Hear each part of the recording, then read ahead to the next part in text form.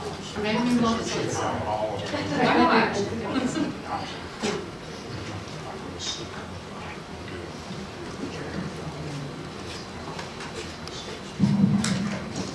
So welcome everybody. Gosh, this is such a good turnout for Saturday afternoon. Thank you for coming over. I'm Leslie Wagoner. I'm an archivist here at the American Heritage Center. And I just thought I'd start by telling you just a little bit about the American Heritage Center in case you're not familiar with us. So we are the University of Wyoming's home for historical documents and rare books. You name it. If it's a primary source document, we have it. We collect nationally on environment, journalism, mining, a lot of different types of areas, but Wyoming in the West is our primary collecting area, including railroad history, which is what we're going to be, are central to our theme today. And I just want to mention too, if you want to come over and do research here, the reading room's on the 4th floor, no appointment needed, Monday through Friday, so you are welcome to come over and take a look at some of our wonderful collections. So what brings us together today is an oral history project called Life Between the Rails that we worked on over the last 2 years. And these were oral histories with people who worked for the Union Pacific, mostly people who had retired, but people who were born from 1920s to much more recently. So a really widespread group of people that we talked to. And we tried to get as many stories as we could from women who were in the railroad, from underrepresented communities, but also, you know, there were so many men who made their careers with UP as well. And I'd just like to ask if there's anyone here who was part of our project who was interviewed, can you just quickly, can you stand so we can recognize you? Yes,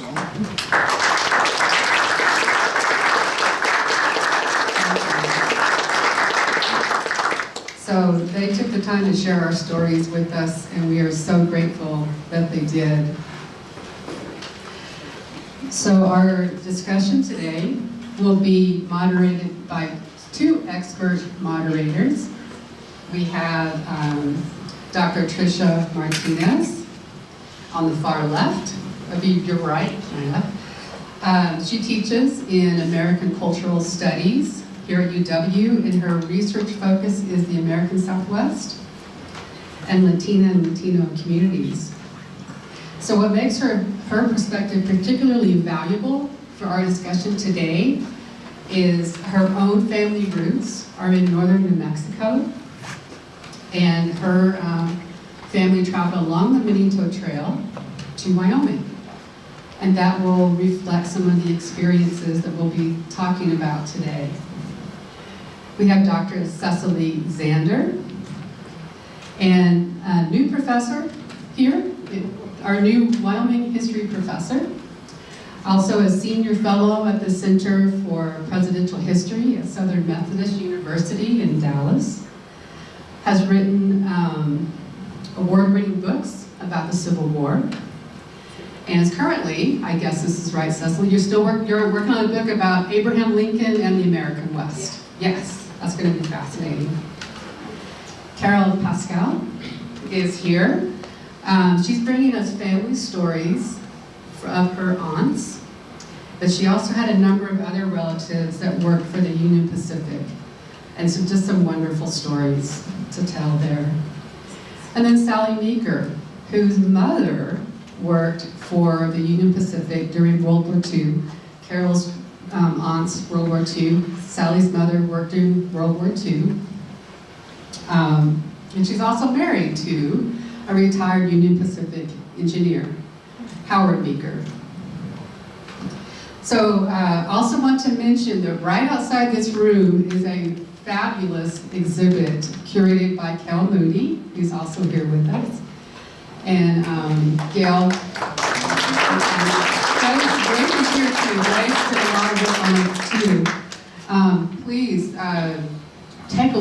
so fascinating. And there's also a side exhibit about the life between the rails oral history project in a little side room. So take advantage of that. The exhibit is here through March. So if you didn't get a chance today to see it, you're welcome to come back. One other thing I want to mention, breaking news, we have an event called A Conversation with Lynn, and this is Lynn Simpson, who I'm sure you know, Pete and Lynn Simpson, distinguished alumni.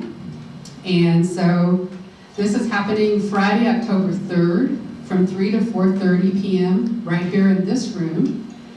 And Lynn is going to talk to Dean Peter Parolin about her life, her accomplishments as an actress, theater director, producer, community advocate. So that should be a really fascinating event. So Friday, October 3rd at 3 p.m. in this room. So I want to, before we get to the program, I want to express my deep appreciation to Tana Leibold, who's, as always, working on this project, being our videographer.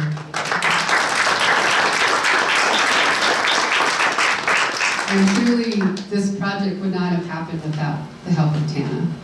She's been invaluable. Thank you. So what you're going to hear today are personal stories that help us understand larger questions about work, family, and community in the American West. And I know you're going to enjoy these ladies and their stories. So with that, I think I will turn this off. I don't know how to do it.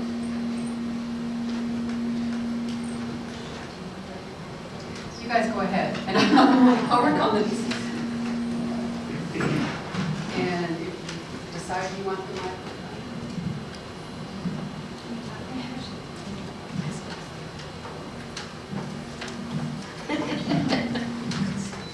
It's teamwork. Well, welcome everyone. Thank you for being here. We have a few segments, I think, that we're going to sort of talk about today, some different themes that came out of our conversations, as a group, but also in looking at the oral histories. Kind of our focus today is, of course, on women, World War II, but also beyond, and the ways in which both the railroad and the war itself opened up opportunities for women, not just here in Wyoming, but around the world. But we're kind of going to begin with breaking barriers and how the women that we're going to talk about today kind of went about that. And so I guess we'll start with Sally here. Can you talk about your mother, Myrtle's journey from her sort of experience in telegraph school in Omaha to working at Sherman Station? I sure can. Do we want the microphone? Yes. Yeah. Okay. So my mother was Myrtle Mason. She was 19 years old, and she came from a very large Nebraska farm family. They went back and forth between Waco, Texas, and the farm near Elgin, Nebraska. And at 19, she was out of high school now, and she had to make a decision about what to do. And she was working for Western Union in Waco. And she could go back to the farm in Nebraska, and she has an autobiography, which is very helpful because this is where I learned everything about her. So I'm going to reference that a few times because I think it really tells you a lot about what she experienced. Well, actually, right now we're just kind of introducing ourselves, right? Or do you want me to go on and talk about how she got to Sherman? Yeah, you can talk about that, yeah. So, in her autobiography, she wrote it in the 80s, I think, but in 2012 she did the one on the railroad because it meant so much to her. And all that memorabilia back there, she saved everything from day one of having this opportunity to work on Sherman Hill. Myrtle says, I fondly remember those days. I can hear the clicking of the telegraph key, the familiar sound of a train approaching around the curve, the shrill, mournful sound of the whistle, and other sounds that could only come from an old steam-powered train. I began at the top, working for the Union Pacific Railroad. By that she means that she came to Wyoming and made a man's wage. Men were at war, and women had to fill the bill. She was, well, I'll get to that. Sherman Hill is the highest elevation point on the Indo-Pacific system. And if you've ever been between Cheyenne and Laramie and you're at the highest point, that's Sherman. And she mentioned that when she got there the very first day, instead of a flag waving in the wind, the chain was straight out in the wind. Oh, it was intensely cold. And there was a family living in the section house that had been closed for 30 years. And they had to move out. And as they were moving out, the cinders moved in. So she was living in cinders in this little shack at Sherman Hill with 2 other women. She went to telegraphy school in Omaha and decided to stay there instead of going back to the farm, and left her family. And she's working away at telegraphy school, and it's a 3-month free class because the railroad needed telegraphers. 2 months in, they came along and said, we got a job for you. We need 3 women that want to go to Wyoming, Sherman Hill, and be telegraphers. So my mother's the first one to raise her hand. And I would think the description for her feelings at that time were adventure and a job, way to make money, a job. And she was on the train the next day. So the train took them out to Sherman Hill, and they sent her, of course, a free pass to get there. And on a blustery day, when the chain stood straight out, blowing in the wind, they arrived. Sherman Station had been closed for 30 years before the increase in train traffic due to World War II. It was reopened at a train order office. Before we arrived, the local section foreman and his parents had occupied the living quarters. A school teacher and her husband were still living in the office and waiting room. My mother's very descriptive. The school teacher was a buxom, trim, dignified woman. Her husband was a bearded fat man who often had tobacco chewing drooling down around his mustache. They were a very unlikely combination. Seniority is important on the railroad. When a job opens, the person with the most seniority bidding gets it. Their instructor had drilled this into their heads, so she bid on the first shift, which was midnight till 8 a.m. This worked well for her. It only gave her seniority, but allowed her to be able to catch the train in the morning to Cheyenne, go take a shower, clean up, and return by train in time to go to work the next day. Who needed sleep? She described how it reminded her of her early preem days on the farm, though, because they had outdoor privies, coal stove for heat and cooking, bathing in an old wash tub, and they carried water from an outside pump across the tracks. So it was a little primitive, but she was still calling it an adventure. Her truck arrived with furniture and supplies to furnish their new home, and they actually considered not unloading it, but returning to Cheyenne. But the section foreman and his parents were moving out, and the cinders were moving in, I mentioned. She talks about this guy again, the bearded tobacco-chewing section man, and his wife. She traipsed right through their bedroom to hand up orders to the train crews. Her job was to take orders off the phone and a telegraphy key and hand them up to the train as it went by. And most of the time the train went through fast, but at Sherman Hill it had to let off a helper engine, so it would slow down a little bit. And in the pictures that are displayed, there's a picture of her handing those orders up to the train as it zoomed by. Now this was during the war, so it was also very exciting. The trainmen would throw off candy, and the troops would hoop and holler, and there's a woman. My mother was 5'11" and gorgeous. And they were so excited to see a woman. She got a lot of attention handing up the orders, and I think that was fun because there's nothing dangerous about that. But later on, some other people moved out to help at the station, and I think that made it feel better that there was more couples and a few more people, but they still needed to get into town to have fun and to have a life. And she told some great stories that I'm going to reference later because we're going to talk about hardships and resilience, and I think that a lot of life for women in that era of working was included that, but that's how she got there. I don't want to take all the time, so now I've got Myrtle working at Sherman Hill. It's a great start. Yeah. So, well, thank you. That was great. So with the railroad, we see Mexican-American women's wartime railroad work as part of a broader pattern associated with Latinas who work in the fields and factories. When fulfilling essential job duties, they face lower pay, day-to-day marginalization, and discrimination, including similar pressures to leave the war after. So this question is for Ms. Carol. What types of jobs did your aunts Lupe and Rosemary perform for the Union Pacific during the war? One of the first things that struck me about what Sal just said is that if you had Union seniority, you could bump someone for a job. That did not always work for Mexican Americans. Quite frequently, someone who didn't have their seniority would get the job if it was a better job. And so the inside jobs were the coveted ones. My Aunt Rosemary graduated from high school. At the time that the war started, many of the railroad workers, including three of my uncles, my grandfather, cumulatively we have about 300 years with the Union Pacific Railroad in my family. They were considered essential workers, which I found very interesting. They were laborers for the most part, and the essential workers on the Union Pacific were the laborers. And so they were deferred. They weren't drafted until sometime later. So when the U.S. was in India, my Uncle Carlos was drafted to work on the railroad gauge changes in India with a crew of railroad people from all over the country. The Maharajas in India used different gauges for their territory so they would not be invaded.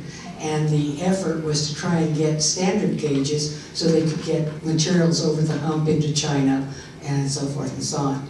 So when he was drafted, my Aunt Rosemary decided that she would replace him, not in his job, but as her service to her country, she would work on the railroad.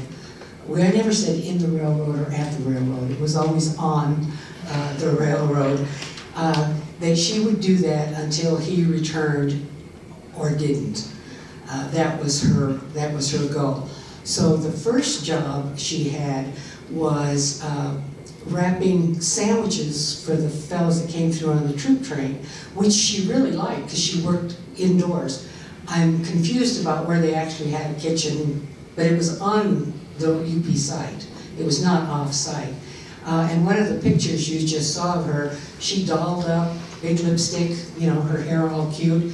She looks like a little model in that photograph because that's the way she was raised. Plus there were all these guys going through on the troop trains. And so she would write little notes like, we're with you and we love you and so forth and so on. Well, she got bumped by someone who did not have her seniority but was Anglo. And so she got put outside cleaning engines. And this is the first time I've actually seen a photograph in this exhibition that they have off the side here, that she would clean the snow and ice. I hear snow and ice and I think what we're talking about today, right? You see that photograph in that room, you see the train is totally and completely covered with ice as it has come from the west. It must have been horrendous work. But she never lost her hairdo or her lipstick. Apparently that was a very important thing. And the thing I learned when I began to do these oral histories with my family is that her brothers and her father worked on the railroad so that we, of the next generation, would not have to work so hard. So even though they took pride in their work, and certainly they took pride in union membership, that was the thing that had saved them many a time from things that could have happened because they were Mexican American.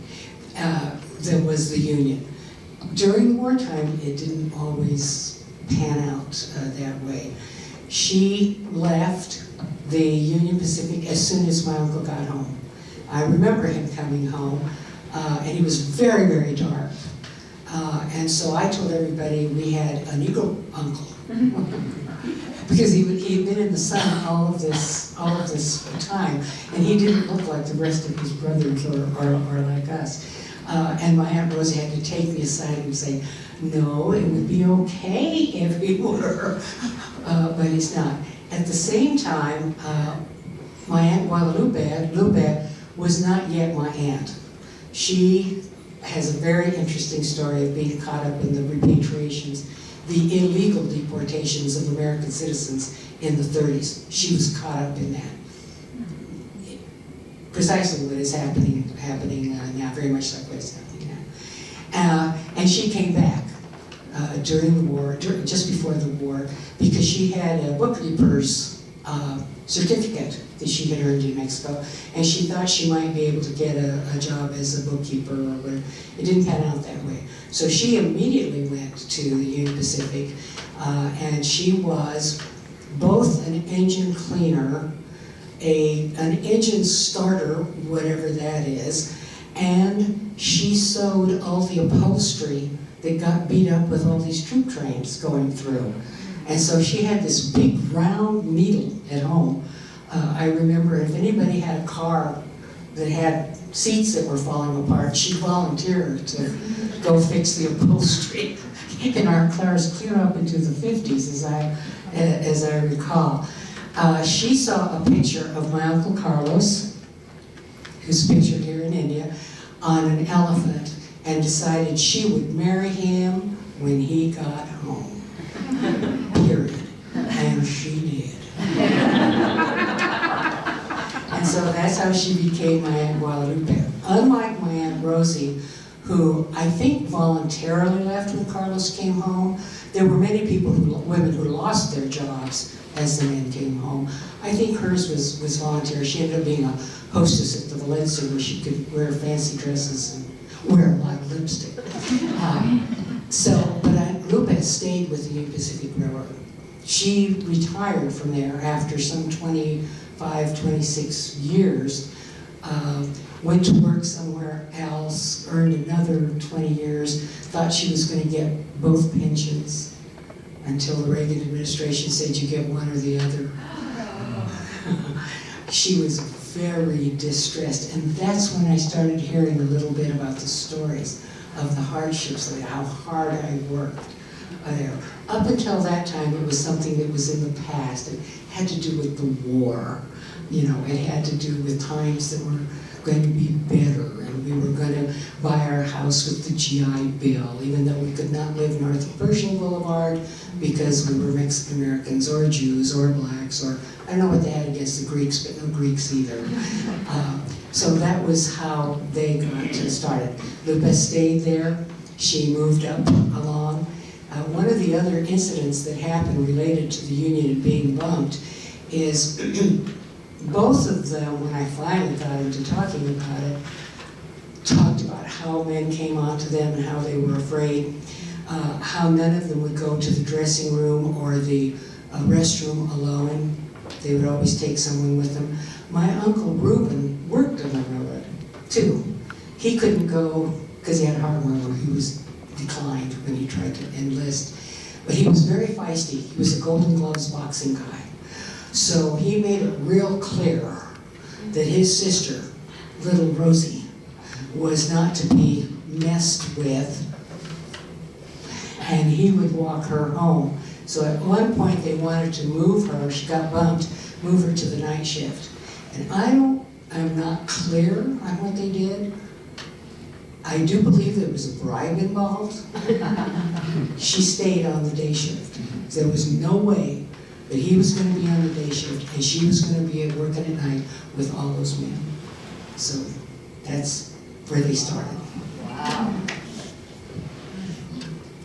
Well, so, I mean, we all know, and we all kind of, so we can think back to our history classes, you know, World War II opens up this massive window for women to enter the workforce, which has happened in every American war, but in World War II in particular, the demands of troops, the number of men to go overseas, sort of women had to take up these roles. And so we celebrate, especially when we teach this American history, about these new opportunities. So I'd love to hear you ladies talk about these opportunities, but also from the experience of your relatives, what challenges accompanied those opportunities at the same time? Whoever would like, you guys can both answer. the benefit of it is that once these two women worked on the railroad, I'm sure along with everybody else, nobody was going to be able to push them around. They knew how to take care of themselves. My mother worked for the airplane company. Boeing was Boeing, United Airlines, I'm sorry. United Airlines converting planes to troop planes. She drove a little tool truck, which she says that she got fired when she was flirting with somebody and she hit a wing and the truck went and she stayed. So we don't know how much that's true, but I wouldn't be a bit surprised. But in her case, all three of these women who were so much a part of my life and my other aunts that my uncles married, very independent. They played a traditional role. My mother was a nurse, my Aunt Nettie was a homemaker, but they were strong. They were strong women. That had helped them. What it hurt was that once they were identified kind of as having worked in labor, at the Valencia, the first job she got offered was in the kitchen. And she was going to take it. And then the owner, who I later got to know actually, the owner said, "Do you have any fancy dresses?" Well, if there was anything the Mexican American community liked was dances, harmonicas, fairs, parties, weddings, baptisms, you name it. Any opportunity to dance and eat good food, we were going to have it. So yes, she had fancy dresses, plus a lot of makeup. So she got the job, but that was one of the things. My mother worked with the nuns at DePaul Hospital, who told her that after the war, they got incarcerated, and I quote, in hospitals. That before that time, they were community nurses, and they were out in the community, and if somebody needed to learn how to read, that's what they did. If somebody needed medicine, that's what they did. But once the men came back and went to medical school on the GI Bill, they had to stand when the doctors came into the hospital, almost salute. It was militarized to a certain degree. So those experiences have both their very positive side, and I'm totally aware that we stand on the shoulders of those women with the work that I was able to do. I always held a man's job, my entire career, and men worked for me rather than the other way around. I'm very much aware that all came from them. Amen. Cool.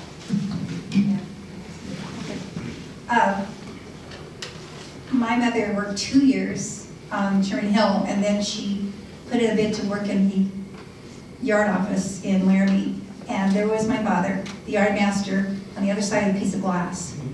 And all they needed to do was communicate via sign language, winking, sign, whatever, to get that romance started. And so then they were married, and that was the end of her time at Sherman Hill. But my father had a heart attack when he was 48, and she had 4 young children, 3 teenagers and 2 a little elementary age child. So now she had to figure out how to live life without him, which was really shocking. And one of the things I want to talk about is that the railroad was a really dangerous job. And having been married to a railroader, my father witnessed men being hurt and killed, and my husband witnessed people being hurt and killed. And interestingly enough, the 3 men that my husband saw killed were Navajo Indians. And they were working on gangs out straightening track, and just not, they saw the train coming this way, they didn't see the train coming that way, or just, really unfortunate accidents.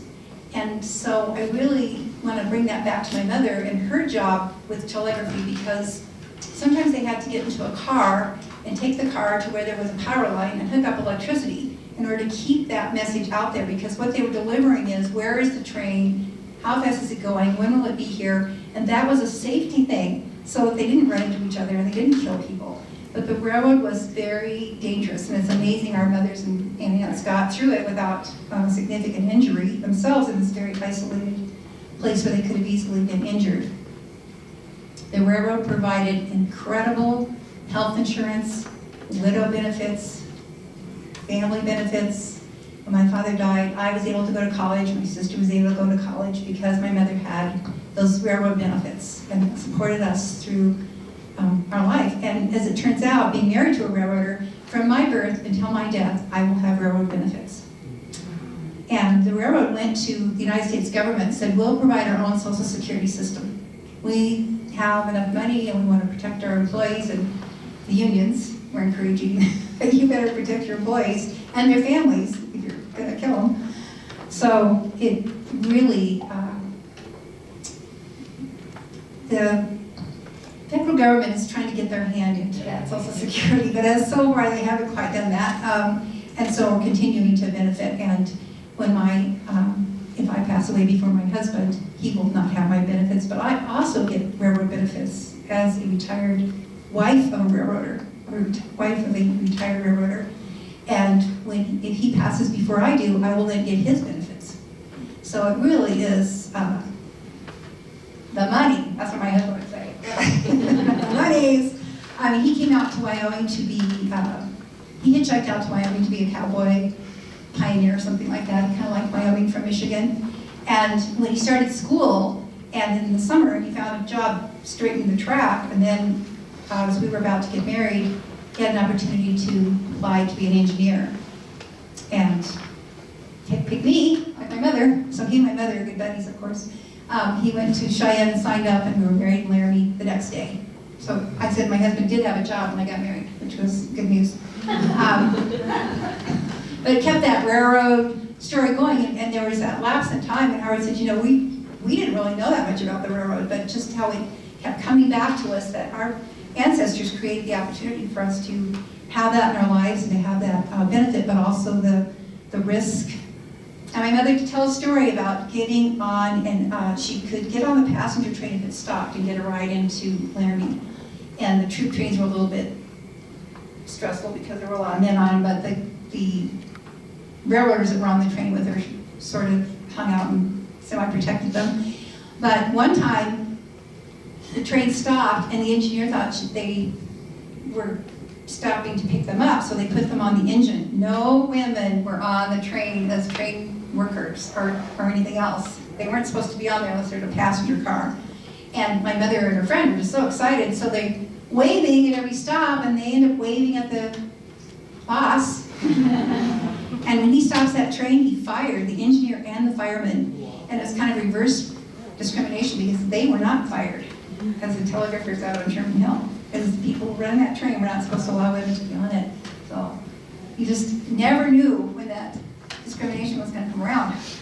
I remember I was clear up in my teens when I was still drinking, if we had a little cold, that cherry-flavored, codeine-loaded, I think, cough syrup from the Union Pacific Doctor.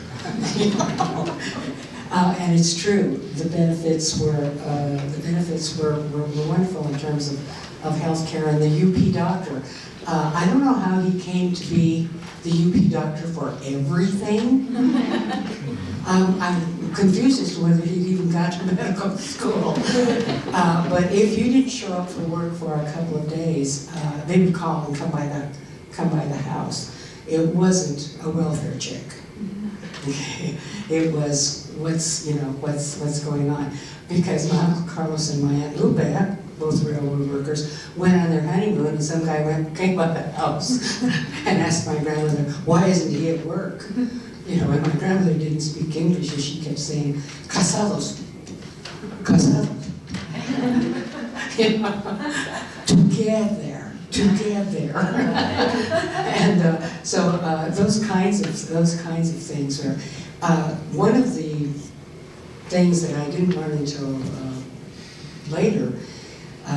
As my aunts began to open up about these things, there was a fellow here in the Cheyenne yards who was notorious for harassing women, for coming on to them, for initially trying to molest them, actually. And they reported him, and nothing happened. She told my Uncle Reuben about it. My Uncle Reuben said, well, if you wouldn't wear so much makeup and lipstick, maybe they'd leave you alone.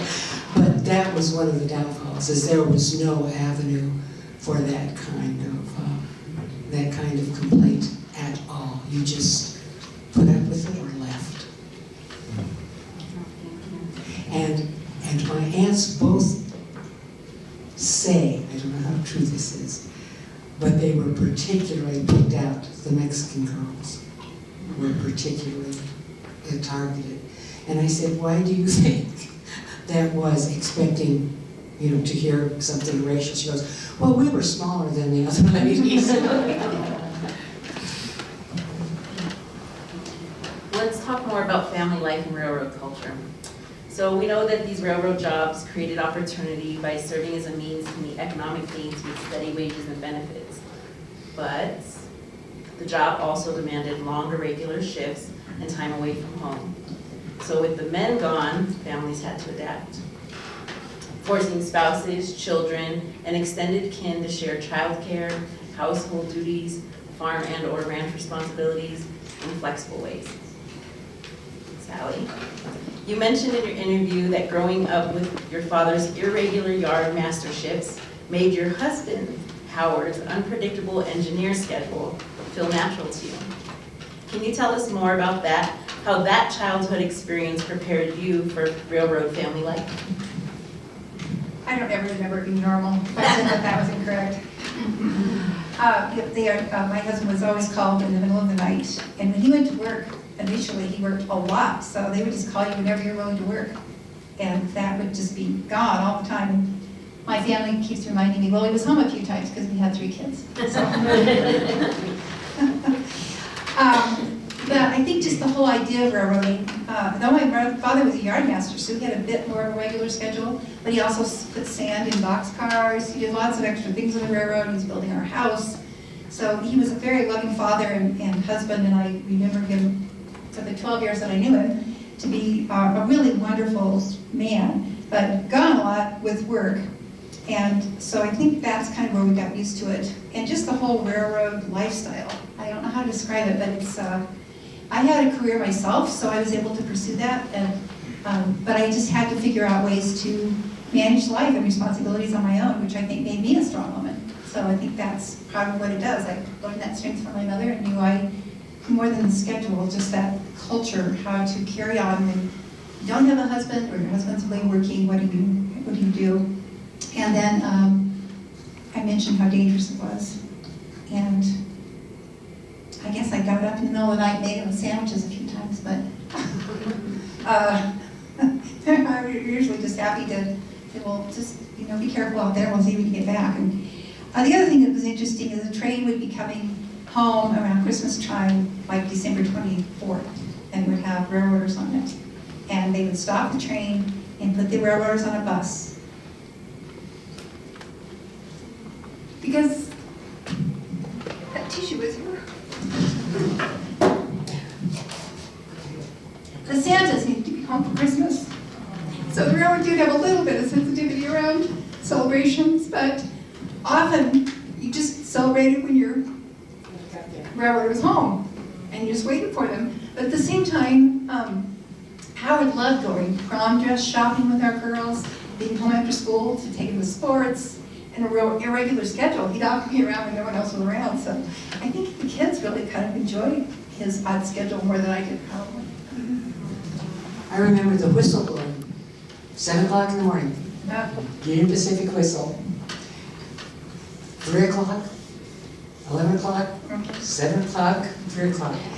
The Union, even though there was a shift differential, you could get a little bit more money if you would work nights or the swing shift. And none of my uncles would do that. They wanted to be home when the kids got home from school. They wanted to be able to go to the dances and the parties and to be home in the evening. So they turned down those kind of jobs. Now, in my community, it was a very, very, very culturally rich, supportive community. We lived on the west side of Cheyenne and moved uptown to the south side. And this was everybody else's child. And we had neighbors who were Greeks, Filipinos, Samoans, Russians, we knew more ways to say, can Tony come out and play than you can possibly imagine. Later, I felt I had the best humanities education anybody could ever have, just by being around those families. So again, it wasn't until later that I realized that they worked at trying to do that, and to be off on Sundays, which was also a seniority thing. My Uncle Reuben one time was going to be shifted, could take another job, but he would be at the bottom of that seniority list. And so he stayed where he was at a little bit lesser pay because that job required him working on Sundays. And they didn't want that. I have a question for the audience that have railroad experience. My Uncle Reuben drove a hoopie. Does anybody know what a hoopie is? I have talked and asked 100 times people who work at the road. Nobody seems to know what that was. So it's got to be a nickname for something. But he got called out from time to time. Whatever a hoopie driver is, he would get called out. First thing my grandmother would say was, change clothes before you come home. Put your street clothes on.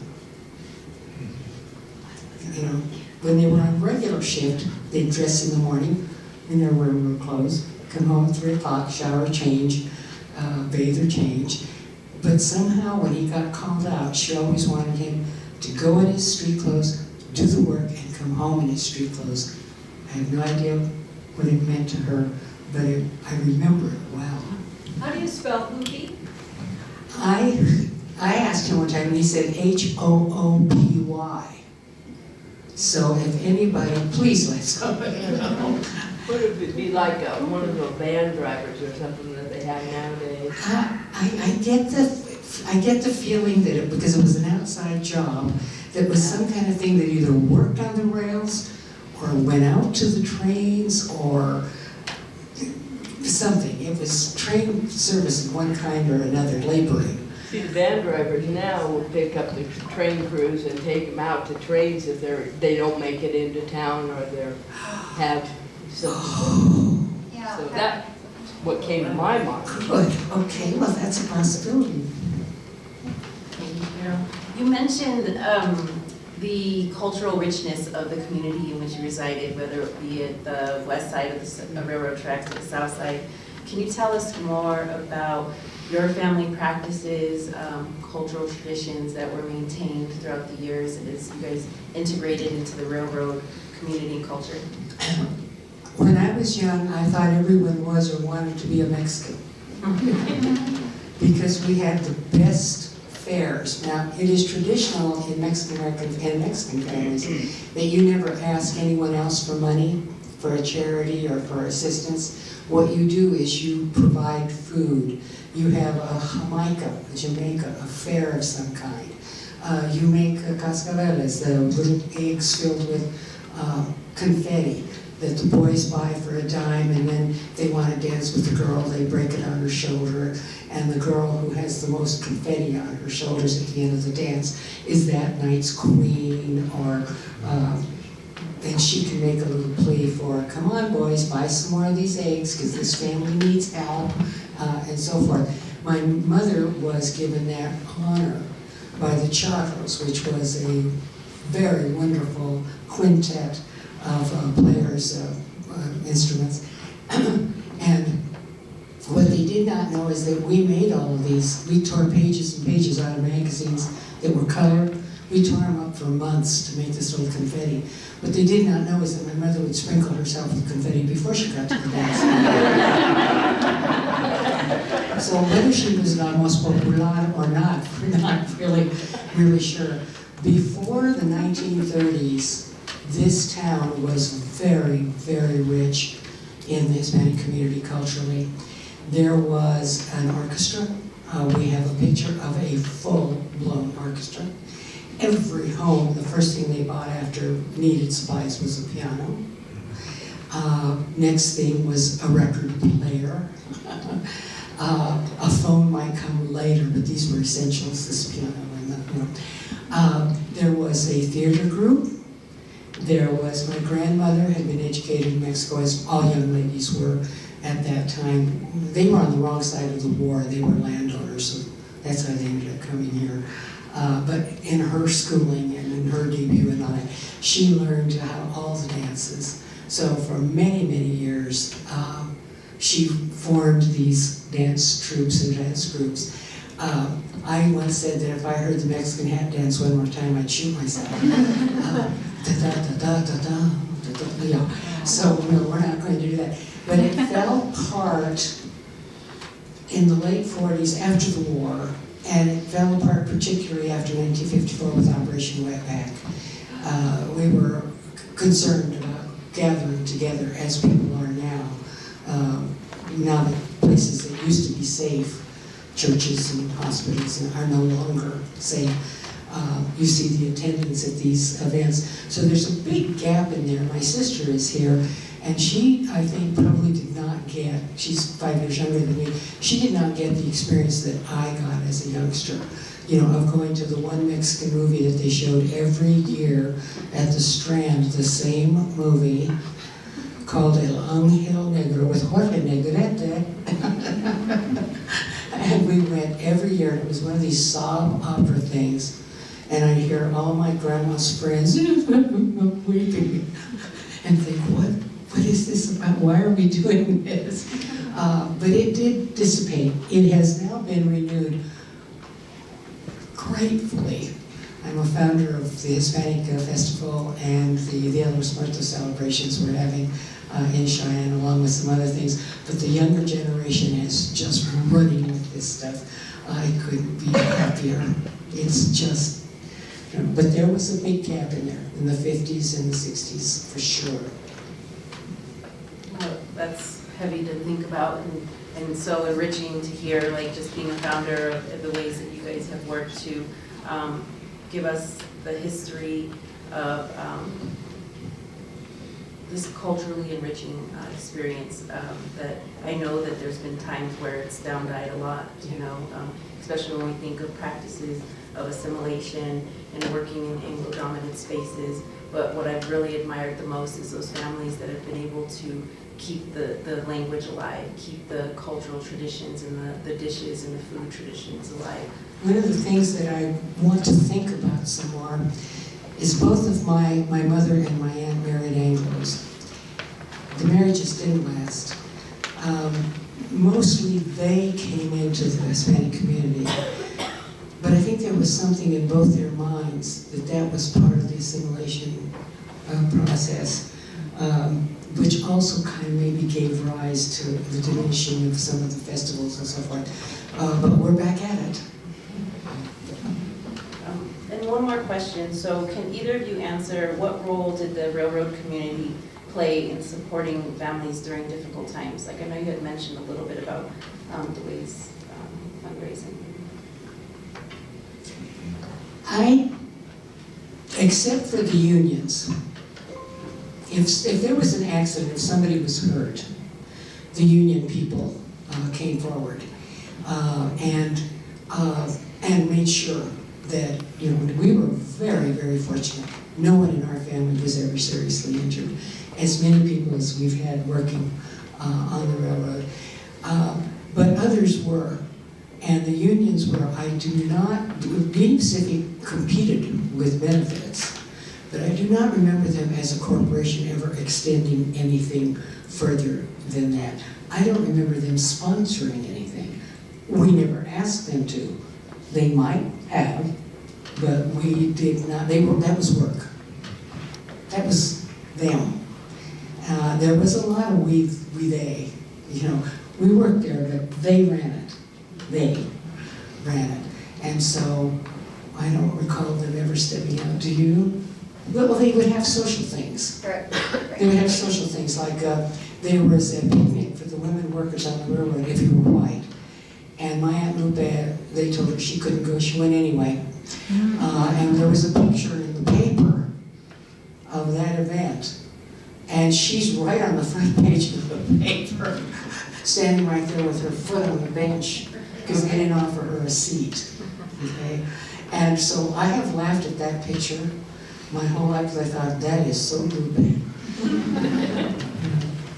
I wanted to reference something about the resiliency, because I talk quite a bit about the benefits in the world. But both Carol's aunt and my mother lived, well, her aunt into her hundreds. Yeah. My mother was 95 when she Oh, my passed mother away. did. Oh, your mother was My mother 106. was in her 90s. Yeah, so they lived long, long lives. Long lives. And I think that part of that was just their toughness, Yeah. just amazing. And I think the railroad really was a foundation for that, to build that independence and even enthusiasm for a career, even if it was brief, but hard work and knowing you can do it. And it just really carried my mother through when she lost her husband, because she needed that strength to move on. But she did date and then marry more railroaders after that, so. You lose your benefits if you marry a railroader, but she went from a railroader to a railroader, it all worked out. But I don't think that was her intention, it's just with the circle that she ran in, which for her was a big deal. She and my father were in a lot of social clubs with fellow railroaders. My husband and I didn't do that as much because I had my own career and other things going on, but I think he probably felt like he'd seen enough of his peers at work. But there are a few of them here today, and they did stay lifelong friends because they have a lot in common.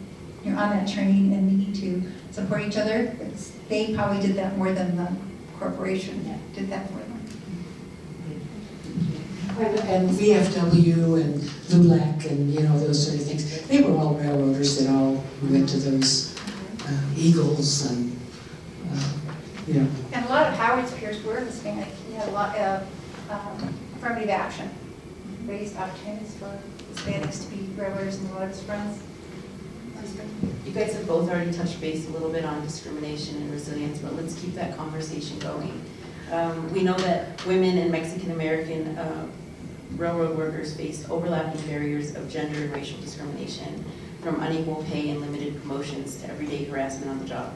Sally, your mother Myrtle chose to stay at the isolated Sherman Station despite harsh conditions.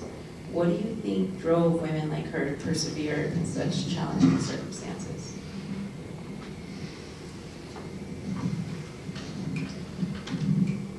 She grew up in the Depression with 9 siblings.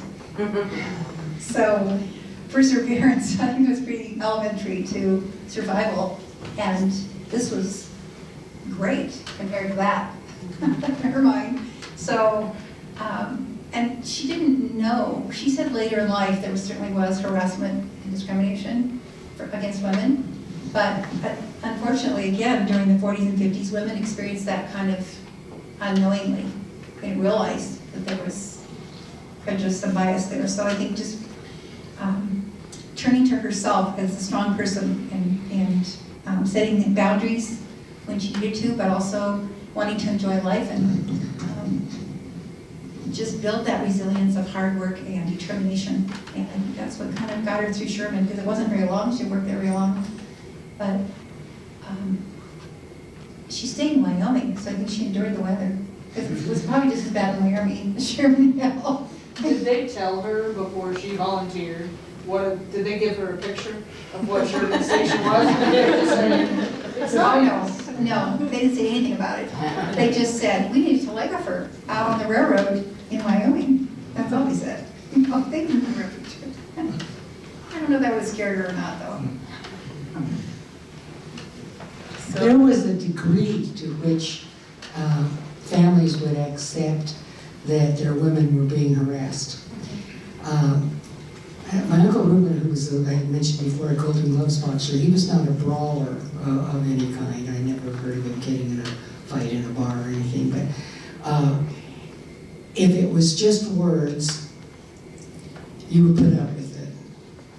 But if they put a hand on you, then they were going to have to pay. Something was going to have to happen. I don't know of any incidents because both my aunts were pretty strong ladies. My aunt said that the fellow who had the horrible reputation of following her, that she got all the way out to the restroom or the dressing room, and he put his foot in the door and she slammed it on his foot as hard as she possibly could. She did it deliberately, let him follow her so that she could do that. Again, one of those stories that got pulled out. My uncle got very upset when he heard it. He had never heard that story. They had already been married 15 years or so. He had never heard that story. He goes, "Is he still around?" You know, so there was a degree of which you put up, or were just accepted it as normal. Not me, honey. So Mexican and Mexican-American, Manitos and Hispanos have long served as a vital labor force in the United States, fulfilling essential labor demands. Yet they have been frequently scapegoated for both local and national issues and often perceived as a threat. So we already mentioned this a little bit, but during the Great Depression of the 1930s, hundreds of thousands of Mexican and Mexican-Americans, including many U.S. citizens, were forcibly removed from the country in mass repatriation efforts. These removals, framed as measures to protect American jobs, tore families apart, stripped individuals of property, and reinforced racial hierarchies. These acts of racial and economic violence laid the groundwork for future community resistance, becoming a catalyst for later Chicano movement, labor organizing, where Mexican and Mexican-Americans demanded not only better wages and working conditions, but also dignity, recognition, and full inclusion into American society. Carol, can you discuss this discrimination your family faced and how they responded to events like the 1930s repatriation? Early in the 1930s, across the country, the government was involved in the first deportations at the request of the mayor or whatever of Los Angeles. And they raided a park where a big festival was going on, detained about 400 people, and in all of those they found only 2 people who were illegally deportable. So the federal government stepped out at that time. They said deportation law is well established, these people don't qualify for deportation, we'll have nothing to do with this. So it got turned over to local people. Fort Collins, it was the Ku Klux Klan. In Philadelphia, it was the social workers, the county social workers. You can go across the country and see these. In Laramie County, it was the railroad and the sheriff. And so they came to the homes and said, here's a pass. You can take this pass and take your family to Mexico where they're giving people land. Well, we may not know everything, but we're not stupid. You know, nobody was getting land given to them that hadn't fought in the revolution. And as I mentioned before, we were on the wrong side, so the chances of getting that land were nil. And my Uncle Carlos, in his very firm and polite way, said, thank you very much for the offer, but I think we'll stay. One of his, Mr. Garcia, who was a very important member of our community, he said, and it got quoted somewhere in some newspaper, I'm a union man, I'm an American, a Mexican American, you will take me in chains. And so they backed off from families who stood up, and we know the names of those families. Roybal, Scott Roybal's family, who just passed, he's a city council member. His family was one of those families that stood up, the Escobedos, the Ariases, the Chavezes, the Martinezes. We know who those families were. But we also know people, Sanchez, so on, who succumbed to it and who were escorted down. My mother, when I finally was able to get her to break her silence, took her best friend, Rachel Gonzalez, to the railroad to see her boyfriend off. And she said we were standing behind the rail at the depot, downtown Cheyenne, where all these people were loaded with as many suitcases they could possibly carry. And it was there that they found out that once they got to Tucumcari, the women were going to be left on the train and men were going to be put on trucks so that they would not be tempted to run away, that they would, meet on the other side. And it's the only time I saw my mother choke up about any of these stories. And what she said is that Bimenio, who was a beloved member of our community, was very fond of hats. He always wore a beautiful hat. And she said here he came with his wife and his daughters, and he had 6 or 7 hats piled on his head. And Mother said it was funny, but it wasn't. And so that's the kind of memory that we had. So when Operation Wetback started in 1954, which was its official name, that was the memory they carried forward. I didn't know anything about it. They never talked about it. When I interviewed two of my uncles, they said, "Why do you think they never talked about it?" And my uncle Albert said, my uncle Chris said, "Well, maybe it was, because of the Jews." And my uncle Chris said, "You're going to blame the Jews?" And my uncle said, "No, after what happened to them, well, how could we complain? At least they didn't kill us." So that was one of the reasons for the silence. And the other was culturally, traditionally, inculcated in us, keep your head down, do your hard work, keep your mouth shut, don't look for trouble. Reuben and Carol. What other examples of resilience and determination stand out from your family stories? Well, I'm gonna lighten it up a little bit. Carol, that is so heart-wrenching. I just really feel, and I'm so proud of your relatives for standing up for themselves. So, yeah. So this is just a little story about my mother. I think it's called resilience. She's living out at Sherman Hill, and a man comes in the middle of the night in a big buffalo robe and says nothing, and he's huge. He looks like a buffalo. And he lays down by the fire, the furnace, never talks. She has no idea who he is. She doesn't know if she should be scared or not be scared. And so she did get online with someone on the railroad who said, "We'll send someone out who knew when they'd be there or why that man was there." So she just stayed awake all night long in fear. And it turned out the mysterious man his name was Superintendent Colombo, which is great. And he was a railroad superintendent who was hunting for a soldier who had earlier jumped off a train. And it turned out the soldier came wandering in from a field looking pretty beat up. He was taken to the hospital in Cheyenne. He'd been suffering from altitude sickness. So it was just, you never knew. And that's what she said in the end. It's just never knew what to do. You just dealt with it. And some of it was really exciting, some of it was so scary, but it was always an adventure. Whoever came along. Yeah, thank you.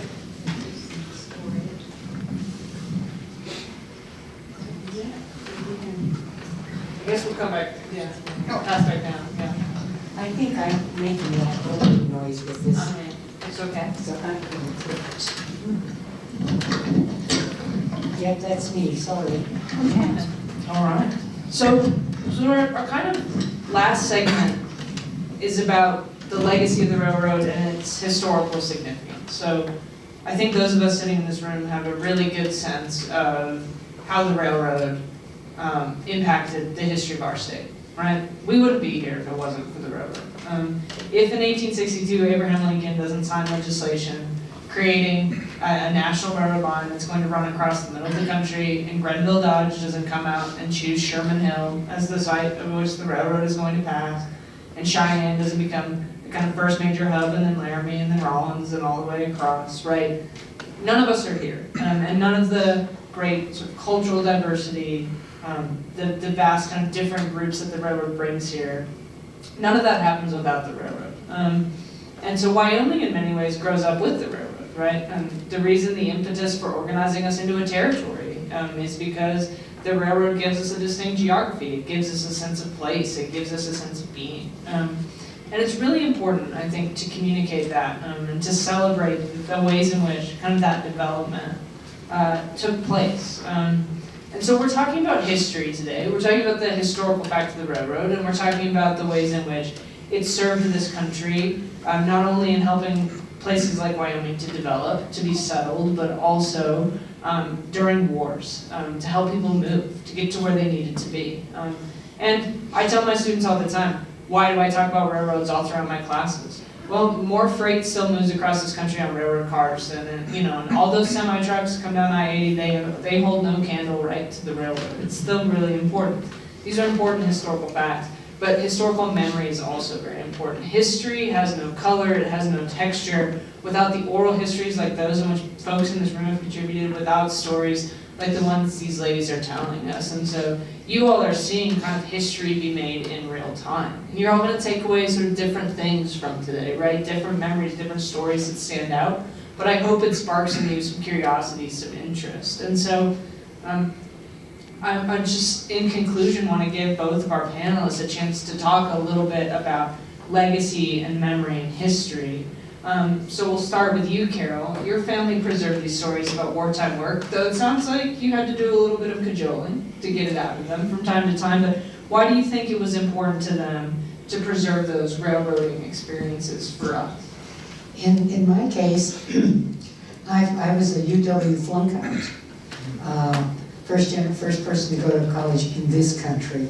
Had no idea what I was doing here in 1960. So, you know, the first class I skipped was swimming at 8:30 in the morning. We didn't have hair dryers then, and I flunked it, and it just went from there.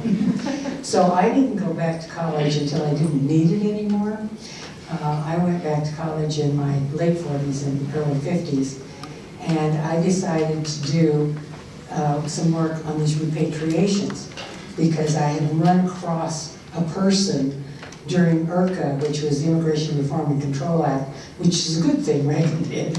And he said, I'm having trouble getting citizenship because they say I was born here, but I was raised in Mexico. And I said, well, how did that happen? And I talked to his family and said, well, we were rounded up and sent to Mexico, and he was just a baby. And so I got interested in that. That was the impetus. And I did an honors thesis on the repatriations. For a second part, I had a professor who said, let's turn this into a play. Let's turn this into a play. Could you pick up some oral histories? And I went, could I pick up some oral histories? I could start with my own family. And that's where I went. Now, they would not have opened up even then, because you don't talk about the bad things, you know, you've moved on from them, except to caution you. Like during Operation Wetback, my grandma took me to the post office to get my passport. I was 12 years old. I got my passport. It has never left my purse since. It's right here. I have never left home without it. Because once you're told you're in danger, it never goes away. I don't care how much common sense you think you have about it or how much knowledge you have about it. That stays with you. It's like someone telling you you're less than. You can overcome that, but it never leaves you for sure, and things can trigger it. So my Uncle Carl said to my Uncle Frank, this is for Carol's education. We have to tell her. And that one encouraged the other, one encouraged the other. My own mother took me 3 times. First time was, why are you sticking your head up and bothering, excuse my language, with this shit? All it's going to do is get your attention that you don't want, the kind you don't want. You and Uncle Reuben are always looking for trouble. It took 2 more tries before I got the Duncan Manual story. It was there, and it had affected her life, but she just didn't talk about it. But it took that. It wasn't just, I'd like to know more about my ancestry. There had to be a trigger. That's phenomenal, and thank you for persisting. We wouldn't have these stories if you didn't keep sticking your head up there. I think Sally, yours. You mean like today? Yeah.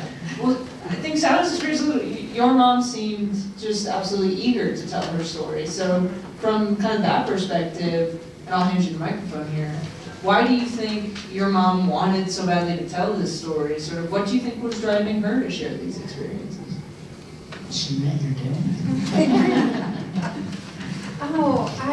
I think that writing this autobiography brought back to her all these memories of her work, and I didn't know until after she passed away at 95 years old.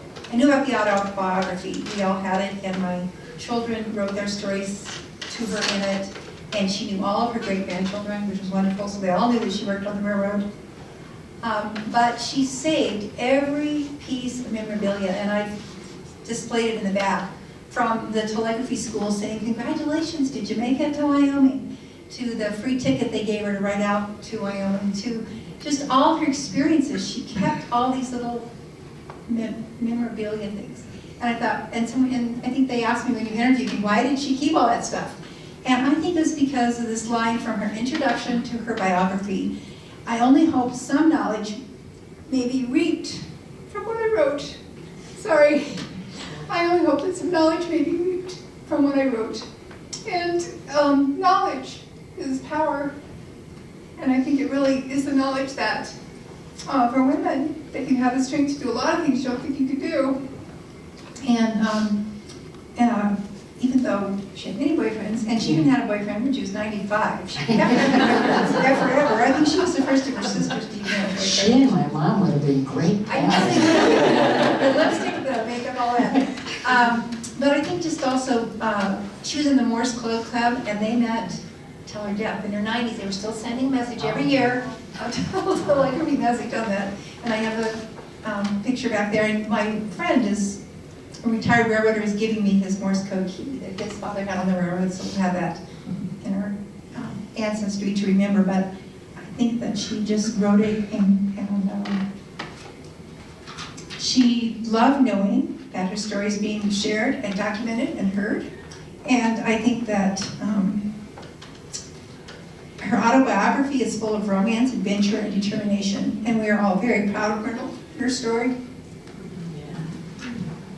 My mother was 100, passed away at 106. And when I retired, I made a list of people who annoyed me, or who had plans for my improvement, or had advice for me. And one by one, I got them out of my life, except my mother, of course.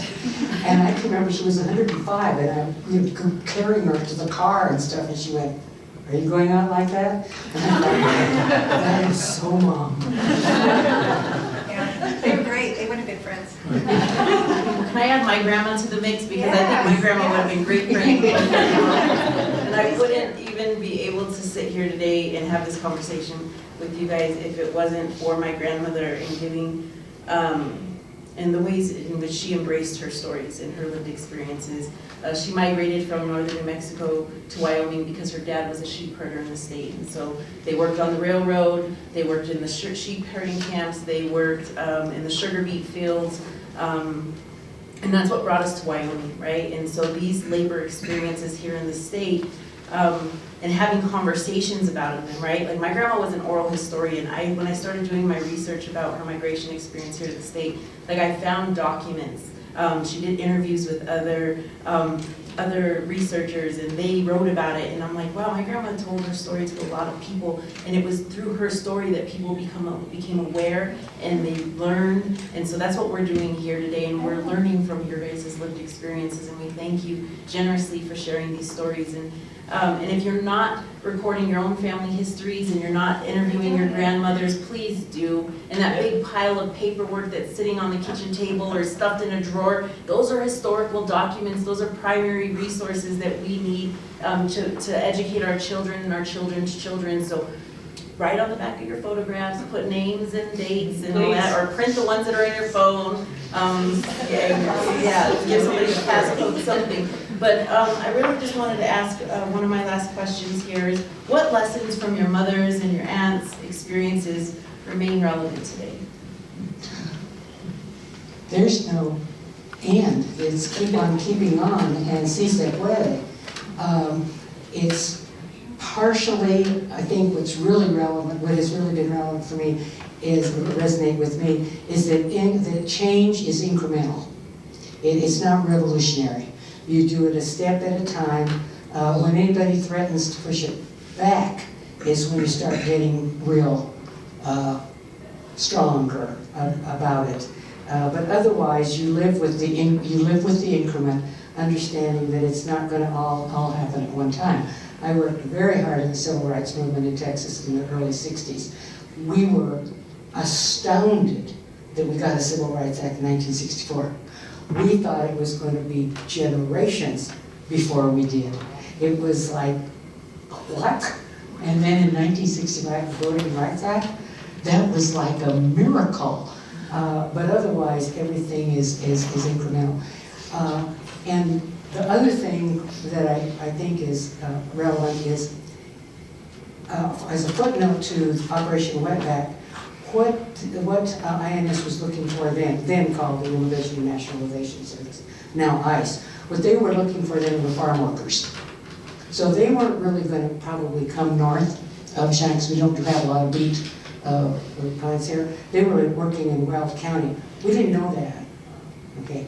So we thought they would come further north. So the idea that if it happens to them, it doesn't pertain to you is not true. If it happens to them, something's going to happen to you. So that's one that resonates right now. The third one is they don't stop. If you don't stop it, if you don't use your union, if you don't use your organization, if you don't use your church, if you don't use your voice, whoever it is that wants to take away our freedom or oppress in any way will not stop just by talking with them. It takes action, and here we are. You know, we have to keep generating spaces of belonging. We have to keep doing the work. I mean, despite recent legislation, like I encourage my students that we have to I keep teaching the curriculum, right? Like I keep doing the things that I'm And how supposed do to. you deal with the DEI stuff? Yeah, I think it's really hard, right? Especially since we recently lost our Chicana and Chicano Studies program, and we're now merged into American Cultural Studies. But thankfully, we are able to keep teaching the curriculum, right? We've lost the DEI programming, but we're able to, that just means I have a lot more Latina mentees that I have to work with directly. But you said you don't stop, you keep doing the work, right? It might look, or it might have, we might not have a name, but that doesn't mean we don't exist and we're not doing the work, right? And so, yeah, I think that's it. I have a plea for this group. Since, in 2012, we had a terrible, terrible incident here in Cheyenne that involved ICE and a woman setting herself on fire and her daughter rather than being deported, even though she was eligible for a visa as a victim of domestic violence. The DACA, young people, the Unitarian Church, the American Friends, the synagogue in Laramie County, all helped with creating programs that would help young people apply for this deferred action of childhood arrivals, this DACA status, the Dreamers. I went ahead individually and worked with another 86 young people. So we had in Laramie County, we know at least 120, 140 people who live on the edge because they are all deportable. Deferred action of childhood arrivals is only deferred. Okay, it's only deferred. They are terrified that they gave all the information about their parents, where they live, their phone numbers, where they work, everything in order to apply. And they have to give it again every 2 years when they renew. And so I'm finding that some of my dreamers who are radiology assistants, daycare workers, legal assistants, who have been through LCCC, who are here in Wyoming, are moving out of Wyoming, for starters, going to Colorado, New Mexico, and California, where they feel that they can get a driver's license and maybe more protected. If you have any chance at all to support either the extension of DACA or of, these are people who arrived here before the age of 15, who've lived at least 10 years and have never been in any kind of trouble at all. They can't survive a traffic ticket. They'll be, that they are on the edge of being deported or believe that they are. So if you have any chance at all to either work with them through your church, provide sanctuary, whatever the dreamers, please keep them in your hearts and in your minds and in your efforts. Do you want to do Q&A? What is your? Yeah, let's, Yeah. you don't mind just. Well, first of all, thank you. And we do want to...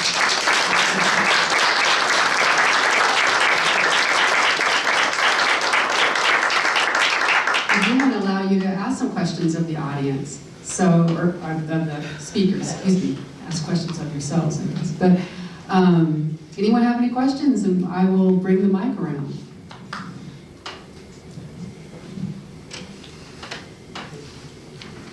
Hey, Phil. Good to see you here.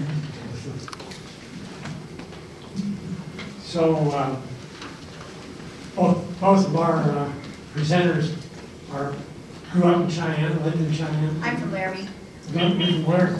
Well, I wondered if you all four of you knew about, you mentioned the Sanchez's in Cheyenne. Right, You know the wrestling Sanchez? that's right.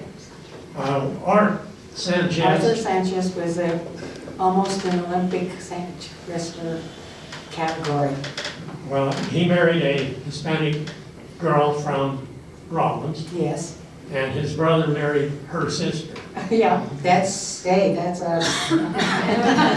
Anyway, Art's, I'm related to every Mexican-American family in Wyoming, except one family's kind of troubled. We sort of stayed away from them. But, you know, yeah, there's a lot of that. I know all four of those boys, So- Sanchez boys. Art's wife Yes. from Rollins wrote a book. Are you familiar with it? It's called The Wind Knew My Name, I believe it is. Really? Mary. And it's all about her grandmother coming from New Mexico, From New Mexico. and her family worked on the railroad at, what's that section place? Beautiful. East of Rollins, Oh, east of Rome. where the river, crossing the river. Green River? No. Fort Steele? Fort Steele, probably, that's where it was. And so this little girl, and it's a fiction, sort of, but she's Do you growing know up there that in this book? town and dealing with discrimination. So Yeah. Small world. Mary Louise Sanchez, I'm sure you have one here, We'll have, yeah, thanks. because she was here for a talk in this room Yep, Okay, when you had the presentation about the Manito Trail. okay. 2017, yep, I remember her raising her hand, talking about the text. That's excellent. Thanks for reminding us about that. Thank you for sharing. Anne Redmond, who's an Escobel, Redmond by marriage, has been very instrumental in Cheyenne too, collecting a lot. She's the founder of Hope, which concentrates. Hi, how are you? She's a founder of Hope, which is Hispanic Opportunity Pursuing Education or something like that. We have been trying to persuade her to write it down. I did an oral history with her. Pardon? I did 2 oral histories with her. Oh, good, okay. Is that Ed Escobel? And Ed Escobel Redmond. Another wrestler. Yes, that's true, that's true. And the Sorianos, who were Filipinos, were the doorman at the Plains Hotel and the elevator operator in the Davis building. And we thought they were so fancy because they had fancy uniforms. We have another question here. This question is for Sally. I've known her husband for a long time, and I knew Myrtle and met her, but I'm a little confused. After the war, did your mother continue to be a clerk for the railroad, or did she marry a yardmaster, and did she voluntarily resign her position with the railroad, or was she furloughed when the men came back and started taking their jobs back, bumping back into their jobs? Was she out of a job, or did she quit voluntarily? And I'll bring this mic to Sally. Oh, sorry. She got married and resigned. She Okay, resigned. But what ended up happening is after my father died, then it was hard to find a job. Now, this is years later. right. And so her jobs were $3 an hour she could get. So that's why the government supplement or the railroad supplement was so important. But she did actually go back to work for the railroad again and do some work similar to dispatching. So the railroad was there again. She had another job with them. And her best friend, I have pictures of her back there, was Jean Haney Lewis, who was the clerk at the depot in Laramie. They were best friends, so they continued their friendship forever, and Jean was there till she retired.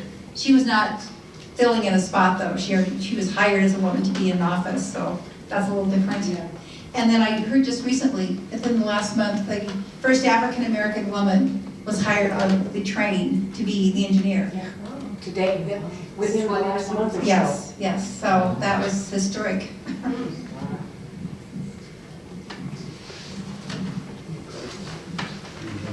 And you might be able to hear me already, but I just wondered, you said that when your mother, since she remarried, right? And then she wasn't eligible for his retirement? No, for my father's retirement, she could no longer collect it when she remarried. but she married a railroader, so then Right. she could start collecting his. But how about He her died. retirement from when she worked up there? There were no benefits that carried forward. There was no benefits. My Aunt Luca, who worked for 20 years there, had a retirement for a while. But for those who worked during the war, You're just doing the service yeah. to your country. Any other questions? The pay was, I'm confused about that. I would hope we could do some more research. The pay seems to have been equal if you were in the union job. The problem was that if you were Hispanic, you got sent to the labor hiring department, which was different from the other department. There were two places you could apply. That really ticked my Aunt Rosie off after she quit working. She goes, I could have gone to that other department. I know how to type. I only wanted to make a comment about the employee-employer relationship as exhibited by the UP in the era when your mothers were working there. And that is to say that it was relational. Absolutely. So they were loyal to the UP and to their union because the union and their employer were loyal to them.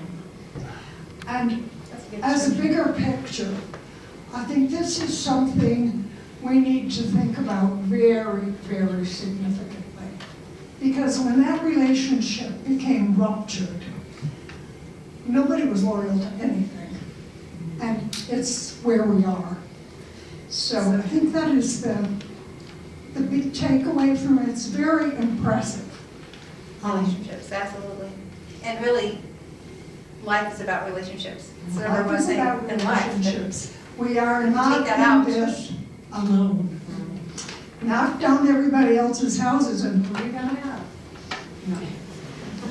Thank you, that's Thank really you, all. ladies. Thank you. It's a good point. Anyone else? Have a question?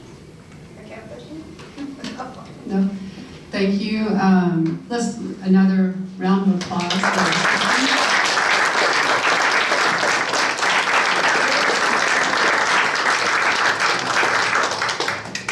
Thank you for coming. Thank you. And there's still some snacks in the back. Feel free to head back there. There's still some cookies. I want to give each one of you ladies a Sally said. nice. You guys have all the